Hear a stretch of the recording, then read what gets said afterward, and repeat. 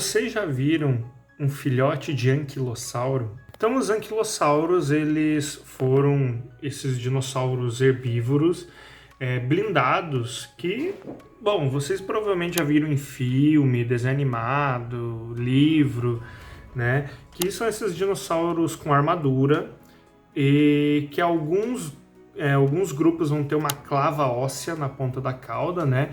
Que eram verdadeiros tanques de guerras biológicos, assim. Tinha uma armadura super resistente, eles tinham várias partes do corpo ossificadas, né? Alguns tinham até as pálpebras ossificadas, né? A pálpebra coberta por osso, né? Coberta por osteodermas. Então eram, assim, tanques de guerra biológico. E eles basicamente se dividem em dois grupos, né? A gente vai ter os anquilossauros mesmo, que os dinossauros de armadura que tem uma clava na ponta do rabo, como o próprio anquilossauro, o euplocefalos, o saicânia, etc. E a gente vai ter os nodossauros, né? Que são basicamente a mesma coisa, só que eles não têm a clava na ponta do rabo. Eles têm só a armadura e geralmente eles têm espinhos maiores aqui nos ombros e nas laterais do corpo. E o que eu queria mostrar para vocês hoje, na verdade, é este fóssil aqui, que é o fóssil de um dinossauro chamado Propanoplosaurus, que foi um pequeno anquilosaurídeo, um nodossaurídeo, na verdade, né? Que viveu ali nos Estados Unidos por volta de 115 milhões de anos atrás, durante o período Cretáceo. E por que esse fóssil eu achei ele tão interessante? Porque ele é um dos poucos fósseis que nós temos de um filhotinho de anquilossauro. Então a gente está muito acostumado. É muito fácil você encontrar fósseis de anquilossauros e anquilossaurídeos, até porque, como eu falei, boa parte do corpo deles é blindada, né, ossificada, então eles têm bastante coisa que pode ser preservada, então por isso que você costuma achar bastante coisa de anquilossauro até. Mas esse é um dos únicos fósseis que eu conheço pessoalmente, que é o fóssil de um filhote de um anquilossaurídeo, nesse caso de um nodossaurídeo, né? Esse fóssil, então, ele foi descrito oficialmente em 2011 e ele foi encontrado em rochas ali da formação Patuxent, que fica ali no estado de Maryland, nos Estados Unidos.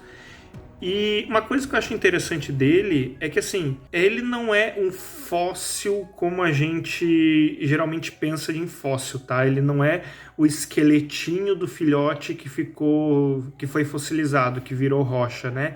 Ele, na verdade, é uma impressão. Então, como vocês podem ver aí na imagem, né, o que aconteceu? Esse filhotinho desse nodossauro, ele morreu, né? Ele se tornou um esqueleto. Esse esqueleto, ele deixou uma impressão no substrato. Então, o que vocês estão observando ali não é o osso do animal, é a impressão que o esqueletinho dele deixou nas rochas. Então, inclusive, esse esqueleto está deitado de costas, né? Então, ele morreu, né, deitadinho de costas, né? E o corpo dele deixou essa impressão na rocha.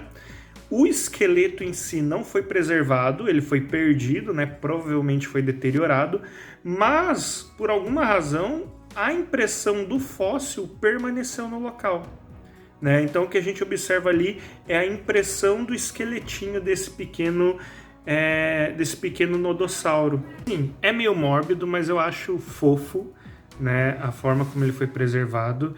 E assim, o fóssil em si, ele tem ali por volta de 13 centímetros de comprimento, só que ele está incompleto, né? Só tem um pedaço do bichinho que foi preservado nessa impressão.